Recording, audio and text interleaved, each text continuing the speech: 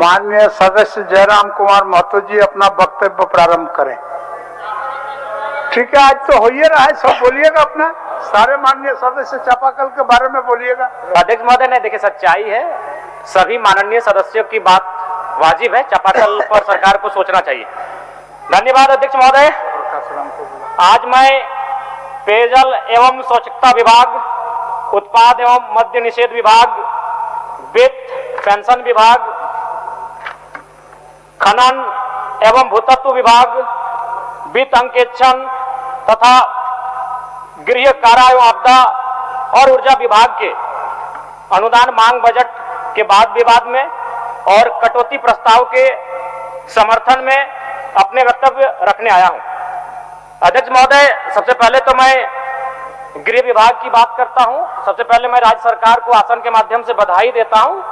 उन्होंने सभी जिला के पुलिस टीम को पेट्रोलिंग के लिए नई गाड़ियां उपलब्ध कराई। मुझे लगता है नई गाड़ी और इनकी रफ्तार से शायद वो चोरों के काफी नजदीक पहुंच पाए, जनता की समस्याएं जब सामने हो तो वहां जल्दी पहुंच पाए, इसके लिए मैं बधाई देता हूं। साथ ही साथ मैं एक मांग भी कर देता हूं।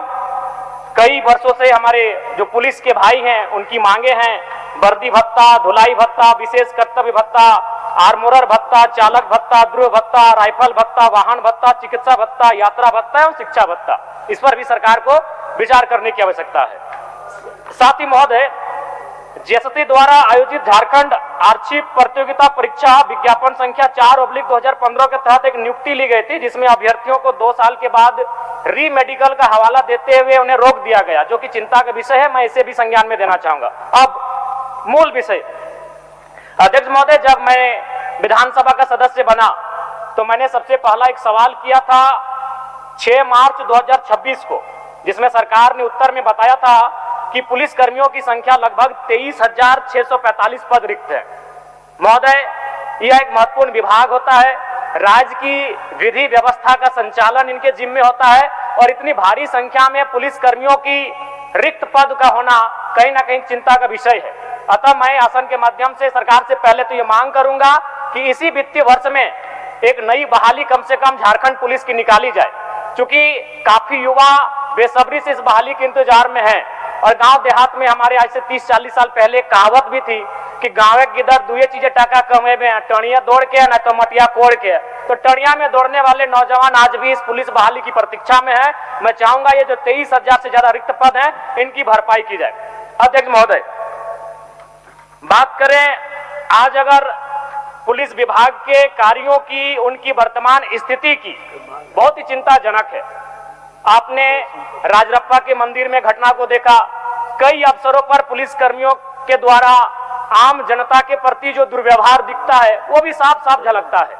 और मैं तो पूरे विश्वास और दावे के साथ कह सकता हूं अध्यक्ष महोदय कि यदि किसी व्यक्ति के साथ समस्या होती है तो पुलिस को वहां पहुंचने में समय लगता है, लेकिन यदि रात के अंधेरे में कोई अवैध खनिज लेकर कोई वाहन जा रहा है तो वहां अगर उस गाड़ी को कोई रोक दे तो हमें लगता है पुलिस त्वरित पहुंच जाती है। अध्यक्ष महोदय, इसका मूल कारण है ट्रांसफर पोस्टिंग। ये किसी से नहीं छुपा है अध्यक्ष महोदय, भले लोग कहने से डर रहे हो, लेकिन आज इस राज्य की एक कड़वी सच्चाई है ट्रांसफर पोस्टिंग। जब तक ये ट्रांसफर पोस्टिंग की व्यवस्था रहेगी अध्यक्ष महोदय, तब तक हम ये अपेक्षा नहीं कर सकते हैं कि पुलिसकर्मी सही से और नियमित अपना कार्य करेंगे। अध्यक्ष महोदय, आज के नौजवान अपना आदर्श किन्हें मानते हैं? किसी क्रिकेटर को। आदर्श किसे मानते हैं? किसी फिल्म के अभिनेता को। जबकि अगर झारखंड के नौजवानों अगर जिन्हें वो अपना आदर्श मानते हैं, मुझे लगता है कि 1% भी कम चांस है उनका क्रिकेटर बनने का और एक्टर बनने का, लेकिन पुलिस बनने के चांसेस, डीएसपी बनने के चांसेस, अधिकारी बनने के चांसेस 25-50% से ज्यादा है, लेकिन उनको अपना आदर्श नहीं मानते अध्यक्ष महोदय।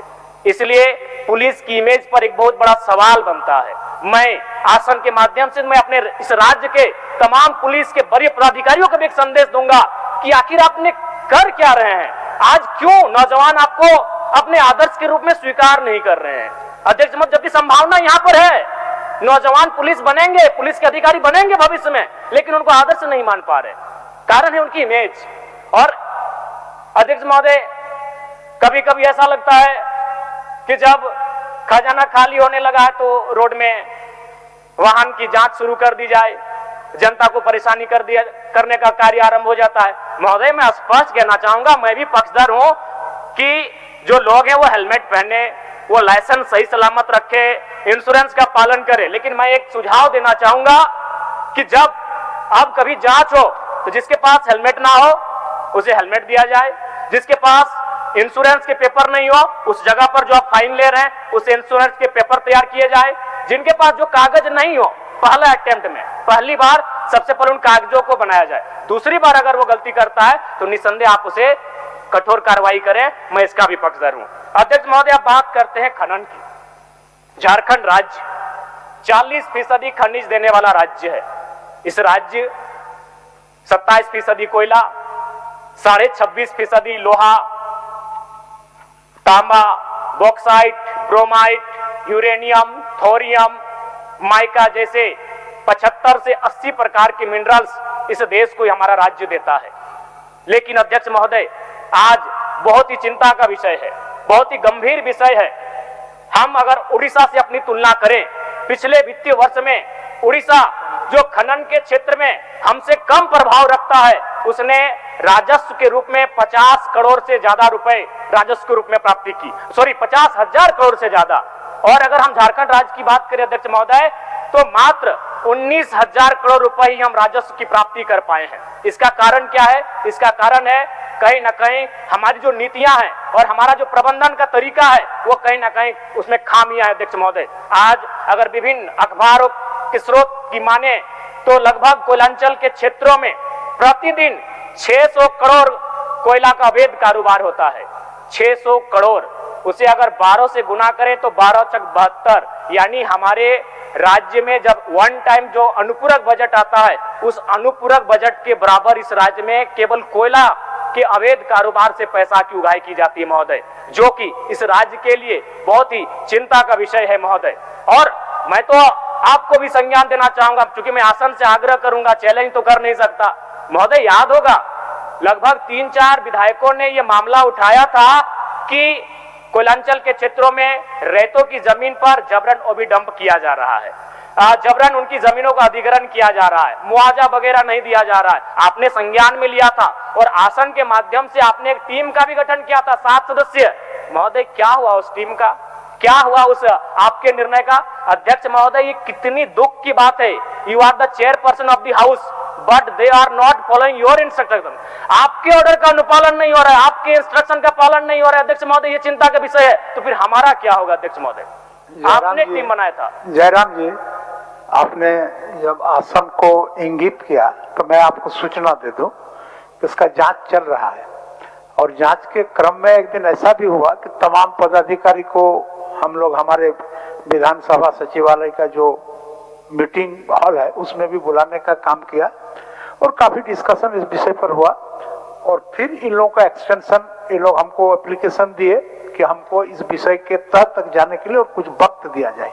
फिर कुछ वक्त दिए हैं और वक्त के अंत में फलाफल आएगा। जैसे ही फलाफल आएगा हम सदन को सूचना दे देंगे। धन्यवाद अध्यक्ष महोदय। लेकिन मैं जानकारी आपको देना चाहूंगा, ओबी डंप का कार्य अभी भी गतिशीलता के साथ चल रहा है। आपके इंस्ट्रक्शन के बावजूद भी मुझे लगता है अध्यक्ष महोदय पर्याप्त समय था, 1 साल से ज्यादा बीत चुका है। अगर आसन की बात नहीं मानी जाएगी, आपके आदेशों का अनुपालन नहीं होगा तो हम अपेक्षा कहां रखें, किनसे उम्मीदें रखें, जनता किनसे उम्मीदें रखेंगे अध्यक्ष महोदय। और साथ ही साथ अध्यक्ष महोदय, मैं एक सुझाव प्रकट करना चाहता हूं।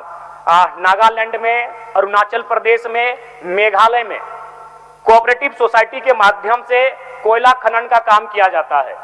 यदि, चूंकि ये केंद्र की पॉलिसी है, अगर राज्य सरकार और राज्य के सांसद अगर संसद भवन में, चूंकि बिहार के राज्यसभा सांसद खीरू जी इस बात को उठा चुके हैं कोयला से संबंधित, मैं चाहता हूं अगर राज्य के सांसद और राज्य सरकार अगर केंद्र से इस विषय पे वार्ता करे कि हम राज्य में भी कोऑपरेटिव सोसाइटी के माध्यम से अगर कोयला खनन का कार्य करते हैं तो इससे क्या होगा, जो पूंजी है वो पूंजी का विकेंद्रीकरण होगा, आम व्यक्ति को आर्थिक उन्नति का अवसर मिलेगा। लेकिन हमारे राज्य में क्या होता है महोदय, सभापति महोदय, आज बड़ी बड़ी कंपनियां जिनको हमने कोयला खनन का कार्य दिया है, अगर रैयत वहां धरना भी देता है, रैयत अगर वहां प्रदर्शन भी करना चाहता है तो उन कंपनियों के डर से वो कहती भाई अगर फलाने कंपनी के सामने धरना करोगे तो हम अलाउड नहीं करेंगे। उनका डर क्या है? उनका डर है कि वो कंपनी लाखों करोड़ों का टर्नओवर करती है। इसलिए कोऑपरेटिव सोसाइटी के बारे में इस राज्य को खासकर खनन के विषय में विचार करने की आवश्यकता है। अध्यक्ष महोदय, मैं अब बात करना चाहूंगा मद निषेध की। चूंकि इसका बजट, इस बार का जो बजट है वो हमने आदरणीय दिसम गुरु शिबू सोरेन जी को हमने उनके नाम से और उनकी यादों में इस बजट का घोषणा किया है, जिसका नाम है अबुआ दिसम बजट। अध्यक्ष महोदय, सभापति महोदय, जानकारी होनी चाहिए दिसम गुरु शिबू सोरेन और उनके पुराने साथी और झारखंड के आंदोलन के सबसे बड़े वीर शहीद निर्मल महतो दोनों ही शराब के विरोधी थे। अपने पूरे जीवन काल में दोनों ने शराब का सेवन नहीं किया। तो मैं चाहता हूं अगर सही में, क्योंकि इसी हाल ही फिलहाल गुरु जी का निधन हुआ है, अगर गुरु जी को सच्ची श्रद्धांजलि देनी हो तो मेरा मानना है बिहार और गुजरात के तर्ज पर झारखंड राज्य को भी मद निषेध कानूनों की तरफ बढ़ना चाहिए, शराबबंदी की तरफ बढ़ना चाहिए। चूंकि मैंने 2 दिन पहले ही मैं एक सवाल लाया था जिसमें बहस किया था, जिसमें मैंने आपको बताया आंकड़ों के साथ कि प्रतिदिन 10 से 12 नौजवान जिनकी उम्र 18 से 25 साल के आसपास होती है, रोड एक्सीडेंट में उनकी मृत्यु होती है और उनकी मृत्यु का कारण होता है शराब। इसलिए मैं मानता हूं मेरे इस बहस के बाद शायद मेरे ही वोटर हमसे नाराज हो जाएंगे, क्या यह विधायक जगलावर वोट वाली हो। मुझे अपने वोट की चिंता नहीं है, मुझे चिंता उनके भविष्य की है। जब 18 साल का नौजवान मर जाता है, घर का इकलौता बेटा होता है, कई मामले तो ऐसे आए हैं कि 4 महीना पहले शादी हुआ था, कई मामले तो ऐसे आए हैं कि 1 सप्ताह पहले बच्चे का जन्म हुआ था, आज वो मर चुका है, तो दिल को झकझोर देता है। इसलिए मुझे अपने वोट की परवाह नहीं है। शराब पीने वाले मुझे अगर वोट ना दे मेरे इस बयान के बाद, मुझे उस बात का दुख नहीं है, लेकिन 18 से 25 साल के नौजवान जो प्रत्येक दिन 10 से 12 की संख्या में मारे जा रहे हैं और उसमें मुख्य कारण शराब होता है। इसलिए मैं चाहता हूं गुरुजी को सच्ची श्रद्धांजलि, मद निषेध कानून लाकर दिया जाए। अध्यक्ष महोदय, अब मैं आगे ऊर्जा पे बात करना चाहता हूं। ऊर्जा, सभापति महोदय, ऊर्जा जिससे विधानसभा संचालित हो रही है, ऊर्जा जिससे हमारा सेलफोन संचालित होता है, ऊर्जा के बिना, बिजली के बिना आज कोई भी कार्य हम लोग आगे नहीं बढ़ा सकते हैं। महोदय, इस राज्य में बिजली उत्पादन की बात करें तो PTPS Patratu, BTPS CTPS Bokaro, TTPS Bokaro, KTPS Koderma, MPL Dhanbad, कई ऐसी महत्वपूर्ण सेक्टर हैं जहां बिजली का उत्पादन होता है। गोड्डा में तो अडानी प्रोजेक्ट बिजली उत्पादन का कार्य कर रही है, लेकिन वहां एक चौंकाने वाला आंकड़ा है अध्यक्ष महोदय, सभापति महोदय, गोड्डा में जो बिजली उत्पादन का काम हो रहा है उसका कोयला झारखंड से नहीं जाता है। आपकी जानकारी के लिए बताना चाहेंगे, उसका कोयला आता है ऑस्ट्रेलिया से। एक लॉजिक को समझिएगा थोड़ा सा, ऑस्ट्रेलिया से कोयला आता है गोड्डा और बिजली बन के जाती है बांग्लादेश। अगर हम किलोमीटर की दूरी नापे तो गोड्डा से अगर ढाका की बात करें तो लगभग 500 किलोमीटर है और गोड्डा से अगर बांग्लादेश बॉर्डर की बात करें तो लगभग 300 किलोमीटर है। यानी ऑस्ट्रेलिया से अगर कोयला लाना है तो सबसे पहले वो बांग्लादेश पहुंचेगा, लेकिन वो झारखंड लेकर आते हैं, गोड्डा लेकर आते हैं। क्यों मालूम है ना? उनको मालूम है झारखंड की सरकार जो है यहाँ के रैयतों के प्रति सजग नहीं है, यहाँ के लोगों को लाठी डंडे मारकर उनकी जमीनों को ले सकते हैं। नहीं तो क्या कारण है? लॉजिक को समझिए। अगर उनको बिजली बांग्लादेश को ही देना था, कोयला ऑस्ट्रेलिया से लेना था, तो झारखंड का क्या काम? मेरे आंगन है में तुम्हारा क्या काम भाई? अगर बिजली बांग्लादेश को देना था, कोयला ऑस्ट्रेलिया से लेना था, तो झारखंड का क्या काम है? क्या रोल है झारखंड का? 100% बिजली बांग्लादेश को जाती है। यह चिंता का विषय है। ये उस कहावत को चरितार्थ कर रही है कि दीपक तले अंधेरा। आज झारखंड बिजली अन्य राज्यों को देता है, लेकिन हमारा राज्य अंधेरे में रहता है। यह सच्चाई है अध्यक्ष महोदय। अंत में मैं पेयजल विभाग, चूंकि महत्वपूर्ण विभाग है, इस पर बात करना चाहूंगा। सभी माननीय सदस्यों ने चिंता भी जताई है। चापाकल, पहले चापाकल की बात की सभापति महोदय, मैं बिल्कुल सरकार से आग्रह करूंगा प्रत्येक पंचायत को इस वित्तीय वर्ष में 10-10 चापाकल उपलब्ध कराया जाए। महोदय, अगर पेयजल की बात करें तो झारखंड में लगभग 32,600 से ज्यादा गांव है, लेकिन पाइपलाइन के माध्यम से जो पानी पहुंचा है वो मात्र 6,963 गांवों में ही पहुंचा है। इसका अर्थ है 21%, यानी 79% गांव आज भी पाइपलाइन के पानी से वंचित है। हमारी गिरिडीह में ही पिछले दिन हमने पढ़ा था कि अखबार में कि शायद 1300 करोड़ से काम करना था, लेकिन 13 घरों को पानी नहीं मिला। निसंदेह मैं जब भी इस विषय पे बहस सुनता हूं, मंत्री जी एक ही बात कहते हैं, केंद्र का अंश नहीं मिला, केंद्र का अंश नहीं मिला, केंद्र का अंश नहीं मिला। तो मैं आज राज्य सरकार से ये मांग करता हूं कि एक श्वेत पत्र जारी किया जाए कि केंद्र ने 191 मदों में कितना पैसा दिया है, वो पैसा कहां खर्च हुआ है, और पैसा जो नहीं खर्च हुआ है वो किन कारणों से खर्च नहीं हुआ है। 191 मदों को केंद्र का जो पैसा आया था इससे पहले, उस रिपोर्ट को सार्वजनिक किया जाए। साथ ही अध्यक्ष महोदय, आपको जानकर आश्चर्य होगा, आज हमारा पेयजल विभाग का बजट है 5194 करोड़ रुपए का, लेकिन आज लंदन स्थित अंतर्राष्ट्रीय समाचार एजेंसी रॉयटर्स के अनुसार भारत में पैकेज्ड पानी का बाजार लगभग 40,000 करोड़ का हो चुका है। महोदय, मैं मानता हूं कि पानी मौलिक अधिकार नहीं है, लेकिन सुप्रीम कोर्ट ने कहा है कि मौलिक अधिकार से कम भी नहीं है, यानी जो कर्म सरकार को करना चाहिए था, आज पानी का भी निजी बाजार एक बहुत बड़ा और विशाल रूप धारण कर रहा है। महोदय, इस बात को लेकर राज्य सरकार को गंभीर होने की आवश्यकता है, मैं आसन से ये मांग करता हूं। साथ ही अध्यक्ष महोदय, अभी गर्मी का समय आने वाला है, जैसे ही हम लोग सेशन को समाप्त करेंगे गर्मी से हमारा सामना होगा, और जब हम क्षेत्र में जाएंगे तो सबसे पहले जो हमारी जनता है वो पानी की समस्या को लेकर हमसे बात करेगी। इसलिए आसन के माध्यम से मैं स्पष्ट शब्दों में विभागीय मंत्री और माननीय मुख्यमंत्री से आग्रह करूंगा कि इस वित्तीय वर्ष में पानी की जो समस्याएं हैं उनका त्वरित समाधान करने की दिशा में कार्य किया जाए। अंत में अध्यक्ष महोदय, खनन, एक छोटा सा वाक्य, एक छोटा सा उदाहरण छूटा था, यूरेनियम खनन जादूगोड़ा। मान्यवर, ये कैसा परिस्थिति है कि वहां जादूगोड़ा की परिस्थिति क्या है? लगभग एक रिपोर्ट के अनुसार 47% महिलाएं मां नहीं बन पा रही हैं।